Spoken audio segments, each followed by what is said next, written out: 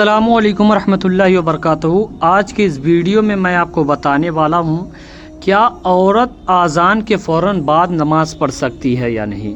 इसी तरीके से क्या औरत बैठकर नमाज़ पढ़ सकती है या नहीं। आजकल यूट्यूब पर ये तमाम टॉपिक बहुत ज़्यादा सर्च किया जा रहा है, तो वीडियो को मैं मुकम्मल बनाने वाला हूँ और एक स्टेप बताने वाला हूँ। तमाम चीज़ें मैं स्टेप बाय स्टेप आपको बताने वाला हूँ, बशर्ते ये कि वीडियो को आपको पूरा वॉच करना है और चैनल को सब्सक्राइब कर लेना है। वीडियो को दूसरों तक ज़रूर शेयर कीजिएगा। अगर आपकी शेयरिंग की वजह से किसी भी भाई या बहन की नमाज़ दुरुस्त हो गई तो यह आपके हमारे बख्शिश का ज़रिया बन जाएगा। सबसे पहले तो हम जान लेते हैं क्या बैठकर नमाज़ पढ़ सकती है या नहीं। बहुत सी औरत ऐसी होती हैं जिनको उज़्र लाहिक होता है तो वो बैठकर नमाज़ पढ़ती हैं।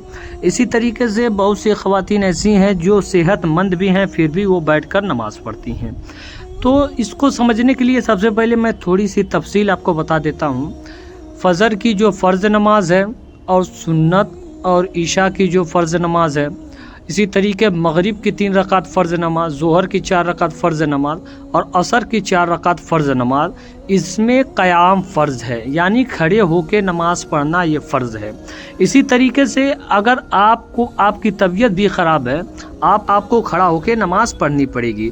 इसी तरीके से अगर बगैर उज्र के आप बैठकर नमाज़ पढ़ती हैं तो आपकी नमाज़ बिल्कुल नहीं होगी। हाँ, अगर कोई उज्र लाहिक हो, कोई दिक्कत या परेशानी हो तो आप बैठकर बिला उज्र नमाज़ पढ़ सकती हैं। इसी तरीके से अगर आप सुन्नत नफिल नमाज बैठकर पढ़ती हैं तो इसमें आपको पूरा का पूरा सवाब, कामिल सवाब नहीं मिलेगा। नमाज हो जाएगी लेकिन कामिल सवाब नहीं मिलेगा।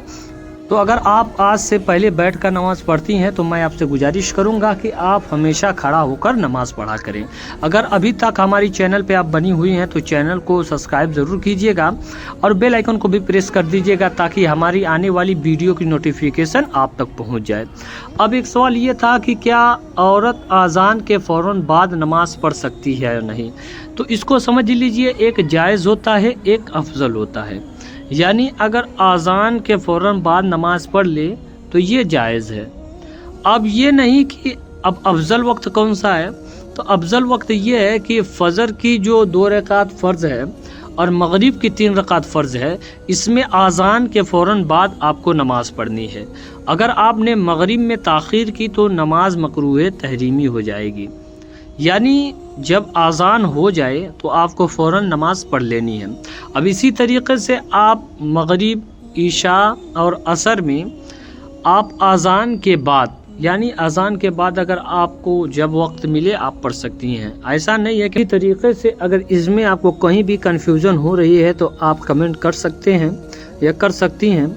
अगर आपको ये लगता है कि मैंने कहीं गलत बताया है तो आप अपना छोटा भाई समझकर हमारी इस्लाह कर सकते हैं। अगर आपकी बात सही निकली तो मैं आपके बातों को मानूंगा। अगर आपको कोई भी चीज़ पूछनी हो नमाज से रिलेटेड, तमाम चीज़ें मैं आपको बताने वाला हूँ और साथ